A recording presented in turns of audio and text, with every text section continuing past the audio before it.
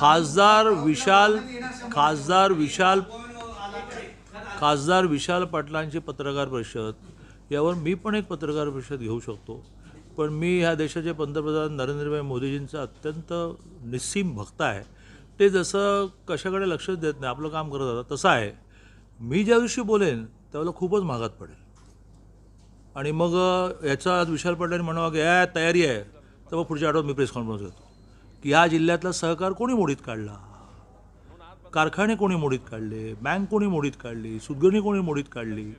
आता पुन्हा सगळं जाऊन पुन्हा एकदा जिल्हा बँकेचं लोन कसं मिळतं, बस इथेच थांबवताय तुम्ही मला.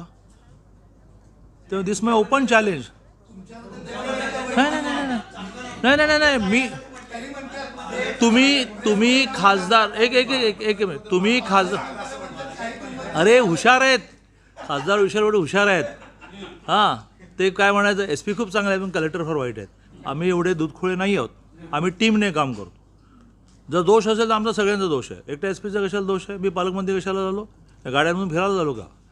माझं म्हणणं असं आहे की खासदारांनी उठसूट आरोप करताना एक बोट तिकडे जेव्हा असतं ना, ते 4 बोटं इकडे असतात आणि त्यामुळे त्यांनी आज डिक्लेअरच करावं की चंद्रकांत पाटलांना माझं खुलं आव्हान आहे, माझ्या प्रेस कॉन्फरन्समध्ये बोलावं next week only for this press conference. बाजूला सुरू करू ना, वसंतदादा बँकेपासून आणि वसंतदादा कारखान्यापासून सुरू करू ना.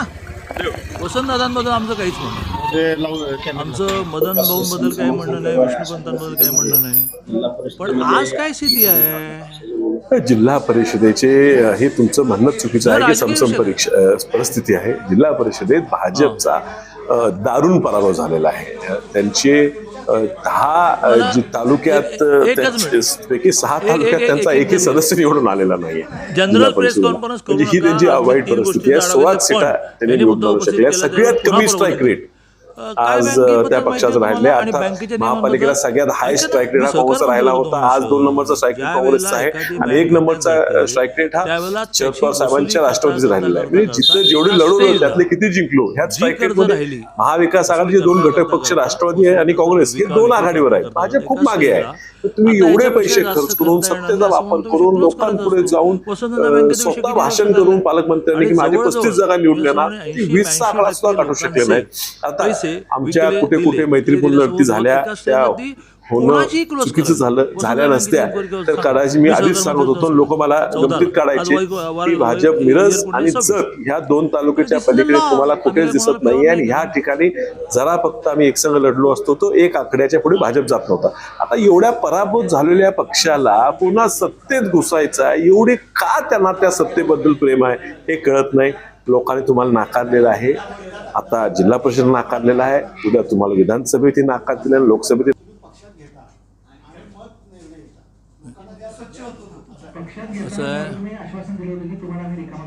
हो नियमाच्या चौकटीत केले, त्याला कोर्टात चॅलेंज करा. मी समर्थ आहे कोर्टामध्ये केस जिंकायला. नियमाच्या चौकटीत केले. मी दिवसभर 22 तास काम करतो पण 2 तास शांत झोपतो, कारण काही ठेवतच नाही शिल्लक दिवसभरामध्ये ना. हां.